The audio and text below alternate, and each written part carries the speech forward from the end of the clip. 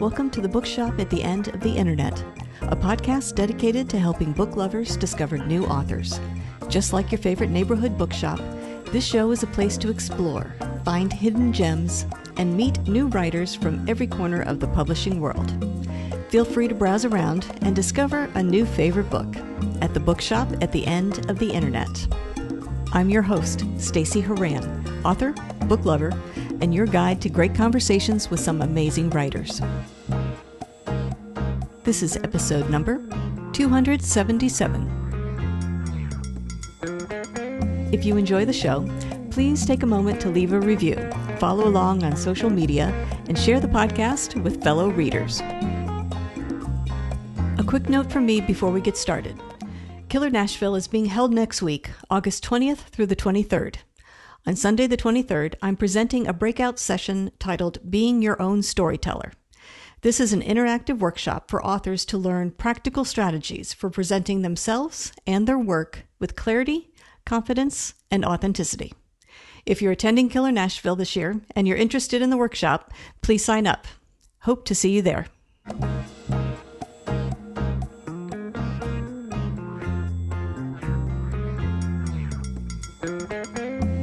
On today's episode of the Bookshop at the End of the Internet, I'm joined by author Meera Subramanian and illustrator Danica Novgorodoff to discuss their powerful new book, A Better World is Possible: Global Youth Confront the Climate Crisis. Set against the backdrop of the 2019 youth climate strike in New York City, the book follows 4 young activists whose lives have been shaped by extreme weather events and the realities of a changing climate.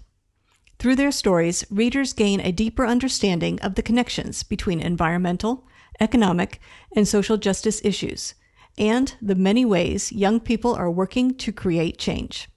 Meera, an environmental journalist, and Danica, a graphic novelist and illustrator, combined their talents to create a work that explores both the urgency of the climate crisis and the reasons for hope.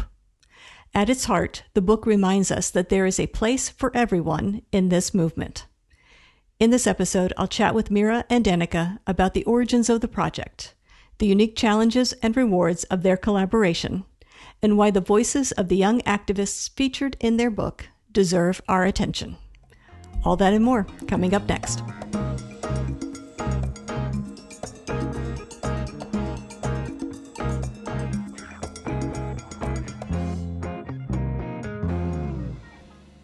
Meera Subramanian and Danica Novgorodoff, thank you very much for joining me today on the podcast.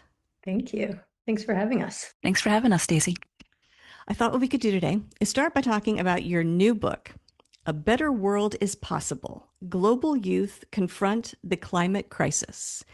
If you don't mind, tell us a little bit about this book and what inspired you to write it. I'll kick us off.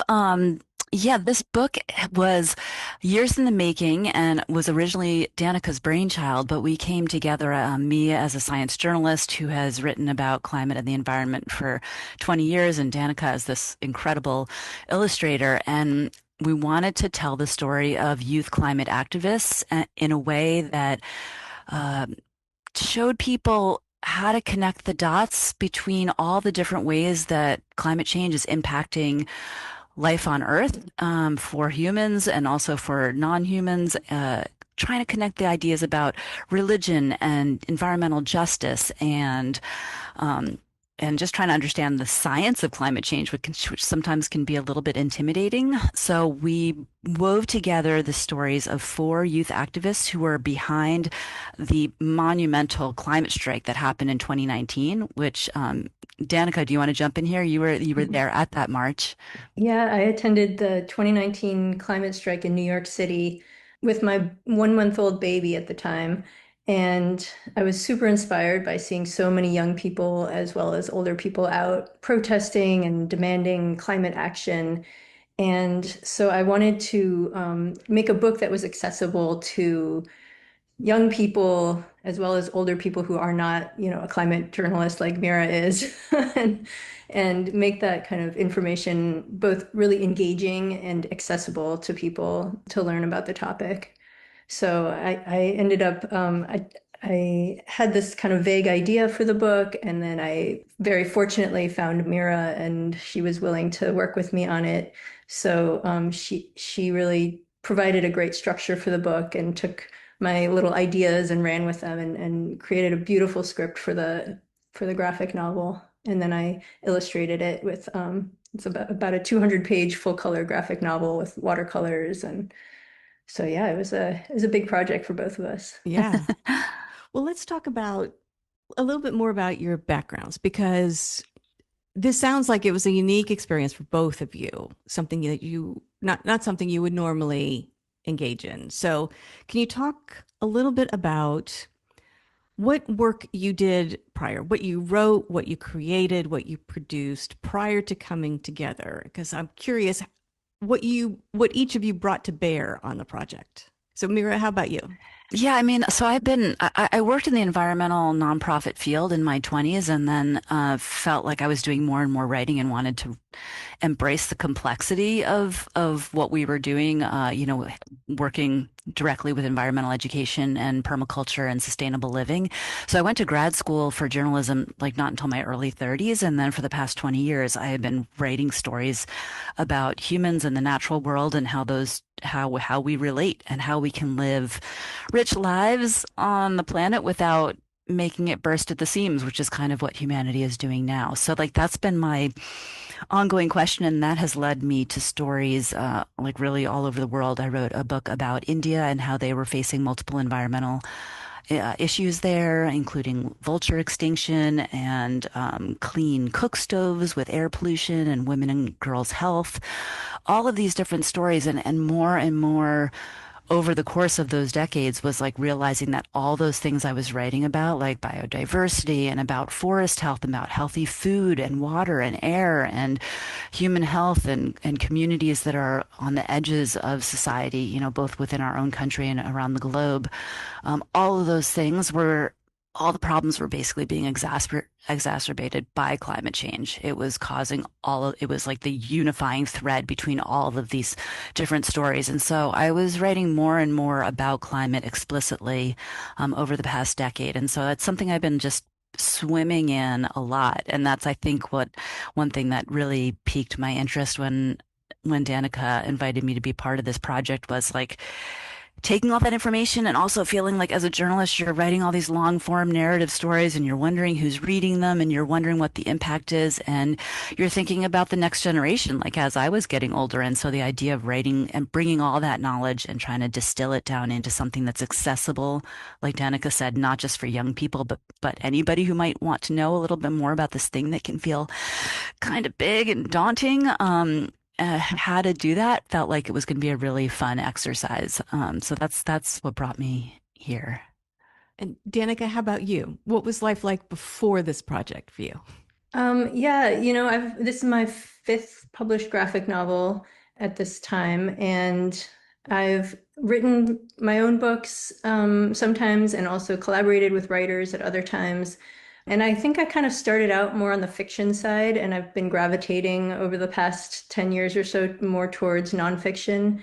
And I think that a lot of my books and my work really have to do with people's relationship to nature and the environment and animals. But this was the first project that really got more into the science side of things for me.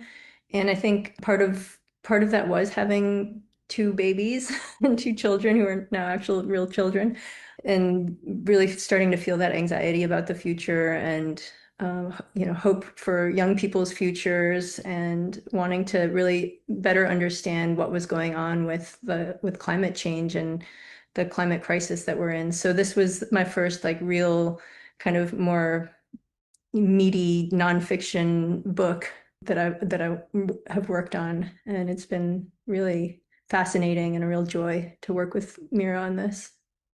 Well, it sounds like you were both sort of perfectly placed then. Right time, right moment, right topic, right project for you to come together on this. So I'm curious about the mechanics of the collaboration, and in particular, what you had to learn to do differently in order not just to work together, but to produce something that you both wanted to put out into the world. Can you talk a little bit about how you changed what you were doing for this project?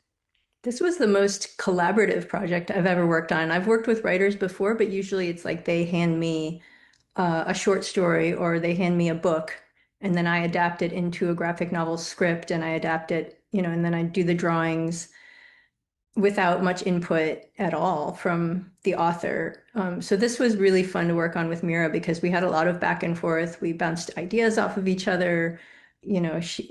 Meera has so much research put into this topic, and so sometimes I would be like, "Hey, I don't really understand this part. Like, we need to break this down into simpler language or into, something a little bit easier for someone like me or someone like, a ninth grader to understand." So that was kind of a fun process for us. Yeah, I totally enjoyed this whole collaborative process too, because it's like as I'm a freelancer, and so there's like the really fun part of my job where I get to go out into the field and talk to strangers and follow biologists around and do all this really great stuff out in the world. But then a lot of my work is just sitting by myself at my computer and reading papers and things like that. And I've been very fortunate to work with some amazing editors, so we have a little bit of that feedback. But Danica and you and I were in touch with like a near daily basis, like constantly back and forth. Even you know, sh- it took multiple years to even finalize the what essentially was like a screenplay, and so Danica wasn't going to start watercoloring by hand until that thing was like set. So there were years before you really like stepped into that part of it. But I'm like a narrative journalist, so I was thinking in scenes, so it was really fun to like say like, oh, I can imagine this, and I'd like drop in, links or images. But then Danica would, as the artist, like totally take it to next level of what that means. But I think that the biggest challenge with I would say with like almost any writing project is like just the structure. Like, what do you make a book look like? What shape does it take? And that part felt so like wonderfully it just came together like really well. Like when I was like, okay, we need a scene, we need like an anchor scene to like hold this whole book together. And then when Danica talked about the climate strike and being there with her baby, I was like, oh my gosh, like that's it. That's the heart of this. It was like 250,000 people were on the streets of New York, like a quarter of a million people, and millions of people all over the world joined in that big strike. So this was like a really big event, arguably the largest climate protest ever. And it was mostly led by youth. So we're like, oh my gosh, let's find the kids that made that thing happen. And so then it was me being a reporter to try to like track down who they were and reach out to them and find out if they were willing to be part of a story. And that's how we found the four youth that we feature in the book. And so each of them we like have them there at the protest where Danica is, and then we flash back to their younger lives of like what made this person care so deeply about this that they're 15 years old and they're on stage talking to Lower Manhattan. Like that Right. was like the impetus behind the book. Yeah, and that research process was new to me. I haven't before this ever made a book about living real people. So it was really fun for me to see Meera at work and participate in those interviews with the four youth. And we also talked to, some of their parents or mentors. And so that was a cool Hmm. new experience for me is that type of journalistic research. Well, let's talk about these four youths that you follow. So, can you tell us a little bit about them? And in particular, did you find a common thread at all? Was there anything that you thought they held in common that made sense for them to have arrived at this point? Yeah, do you want me to take that, Sure. Danica? So yeah, the four youth that we ended up focusing on, they all lived in New York at the time, and some of them still do. But Shia Bastida is from central Mexico, and her mother is from Chilean. Her father is Mexican. She grew up in Mexico of native ancestry, and so she came to New York and was strongly influenced by a major flood that had happened in her hometown in Mexico, and then came to New York and saw the after effects of Hurricane Sandy. So she was immediately connecting these dots. Jamie Margolin is from Seattle, and her mother's from Colombia, and she experienced like that devastating 2018 summer when the Pacific Northwest was just blanketed in wildfire smoke. So she was seeing that, and she also had friends who had been directly impacted by a lot. There was a major hurricane season, and there was a lot of hurricanes in the Caribbean, and she knew people in Puerto Rico, and she knew people who'd been directly impacted by that. So she saw impacts of extreme weather. Rebecca Subnam is from Bangladesh originally, and she experienced a flood when she was just like 5 years old. And so she had this very young imprint of what weather can do in terms, and Bangladesh, again, we talk about environmental injustice, and Bangladesh is a place that is a very low-lying country and is already very much feeling the effects of climate change that they are not responsible for causing. So her story was really powerful there. And then Shiv Sohan is his the son of Indian immigrants, and he grew up in New Jersey, and he had like an asthma attack in Delhi when he was back visiting his family there that sent him to the ER, and he was seeing this connection between air pollution and carbon. And I think the thing that really, Danica, I'd love to hear what you say, but I feel like the thing that unified these kids so much is that they were not responding to these like data inputs of experiencing extreme weather and seeing environmental injustice and feeling like they couldn't do anything. They all felt like I can do more. You know, if they were at their environmental club and they're like, we're not going to use straws, they're like, wait, that is not the point here. Like this is bigger than that. And so they all were like recognizing and seeking out the information that would help them understand what was going on, and also seeking out the communities that could help them act upon it. Yeah, I agree. I think they all had this sort of global perspective about the climate crisis, and were able to connect those dots, like Meera was saying. And then in their local communities, like their school or their New York community, they found other people to work together with and to come together with to take action that was really meaningful. Just as you're describing it, it seems unique to me for just about anyone to be able to make those big connections without having studied it or being led to those connections. But to find that they could just maybe naturally make those connections so young. So one, that they're able to do it, and two, that they're able to do it at such a young age seems unique. That's a unique quality. Did you find that their ability to do that translated into their ability to lead others to also make those conclusions? It seems like perhaps it would, but I'm curious what you saw in them. Well, I think they each of them probably, they had mentors and teachers that really, they didn't come to these conclusions totally in isolation on their own. You know, Shia Bastida's mother and father are both really invested climate activists and have been studying it for decades, and they met actually through climate activism. So, she kind of grew up with that mindset of taking care of the planet and stewardship. Shiv had a teacher in high school that was really influential and helped kind of teach him about those, bring together politics, which he was really interested in, and showing how environmental issues are connected to politics and vice versa. And Rebecca, when she was in middle school, had a mentor who brought her into this school program called cafeteria culture, where they were, bringing attention to how much trash is produced, using fossil fuels and then used in school cafeterias, and creating all this waste. And they used art to bring awareness to that. They made these trash sculptures. So I think each of them had people in their lives that were helping them on this journey. That, they didn't just kind of have an aha moment all by themselves, but, there's always community involved with understanding what's going on more globally.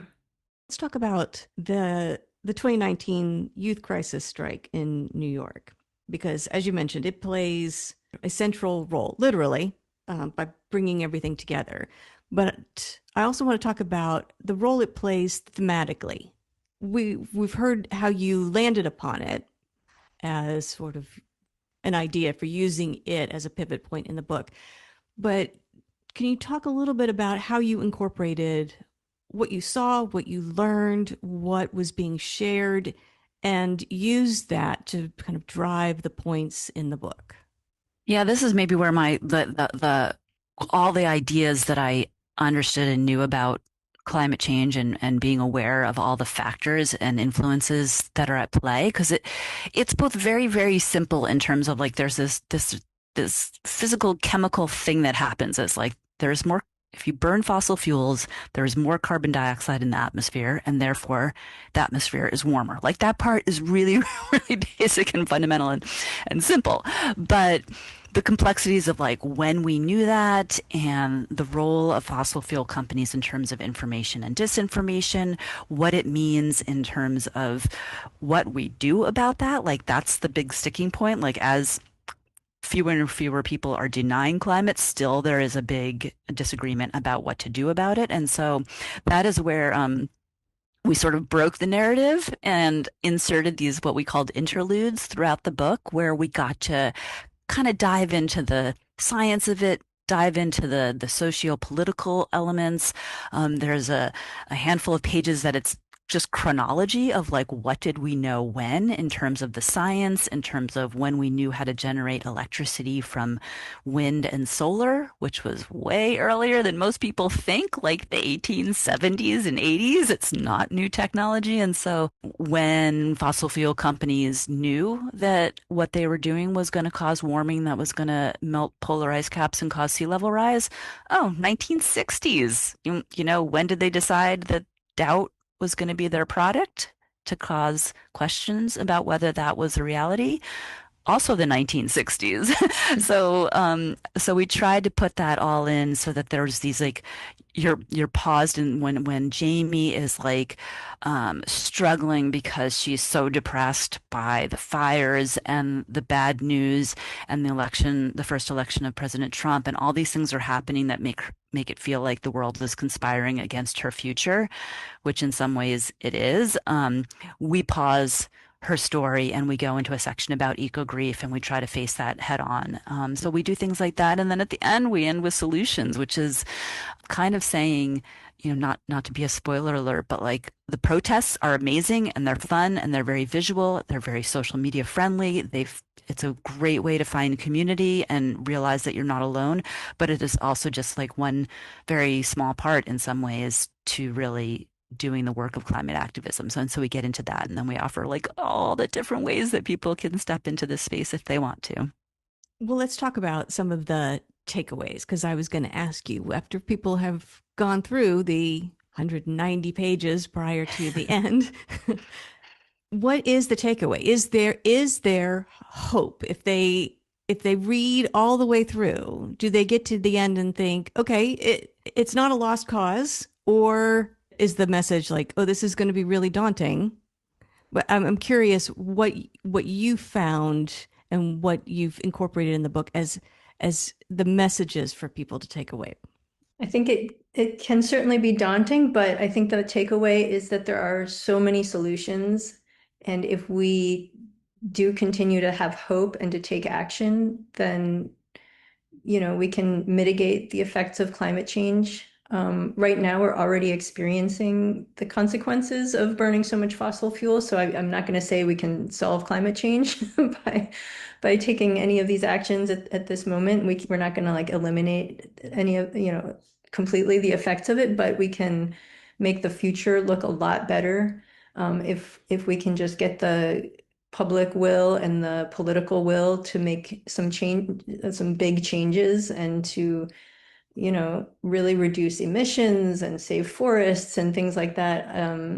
Large scale things as well as small scale things that individuals can do to contribute to this effort. And I think the takeaway is that everyone has a place in the climate movement, and we need everybody, and everyone can find something that they can do and hopefully enjoy and find community around. So I think that the message is really one of hope.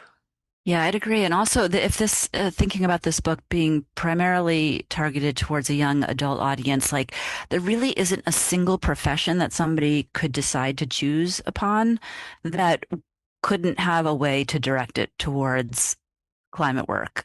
It could be an engineer. It could be somebody who's into technology. It could be an artist. It could be a songwriter. I mean, like, there is just really no wrong answer about how to do it. So, like, I think kind of a secret hope at me is that, young people read this and be like, oh, I could care about and like, just like Shiv did, like he cared about politics and then he was becoming more and more climate aware. And he's like, how can I bring these together? And he started a nonprofit and he is working in New York City with an organization he started called Triage that's helping to elect green candidates to office. And he's helping getting solar on public schools. So like you can bring those two things together and you can like make things happen, like, and even if there's no, there's never any like win, there's never any moment in any sort of movement or fight where you're just like, yay, we're done, we won. Like, it doesn't look like that, but you all just kind of join in and you do what you can and you feel better with yourself and you find people that care also, so you build community, which is a huge part of the hopeful side of the climate fight, is finding other people who want to make the world a better place. And you like fight against some things, but you also fight for a lot of other things. You fight for the world that you want to live in, which is not that you're like stuck in a car driving by yourself for 2 hours in traffic, but you've created transportation systems and communities to carpool and everything else that help makes your like day-to-day life better. Yeah. How has this project, everything you've learned from it, changed either how you work, the projects you select going forward, life in general for you? How has this impacted you? I've been noticing that all my projects lately have been about, in some way, about the environment or about nature, about climate. So yeah, I think I've kind of found the topic that that means the most to me. But yeah, go ahead, Meera.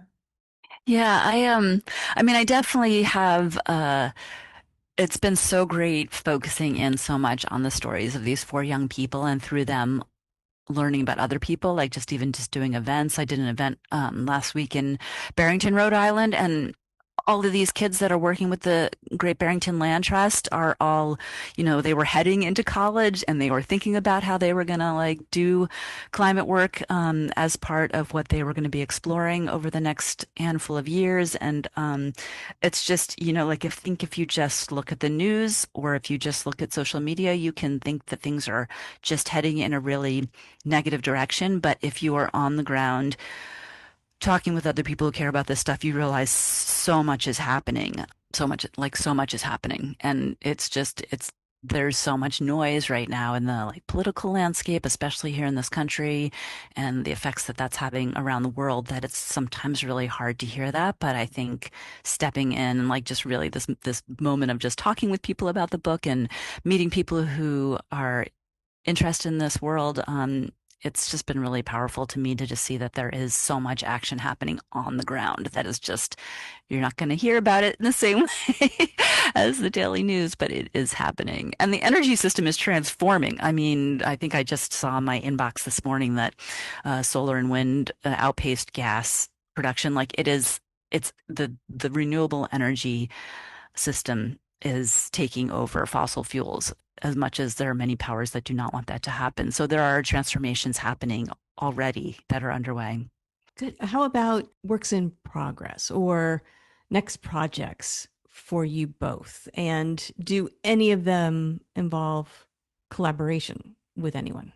I'm working on a book right now about motherhood and women artists. I'm writing and drawing it myself, so that's not a collaboration. But it kind of stems from this project, which was had me in the book as a character at the in the beginning with my baby, and then kind of builds on that and gets into how can you raise children in a time of eco anxiety. So that's been a really fun project to work on.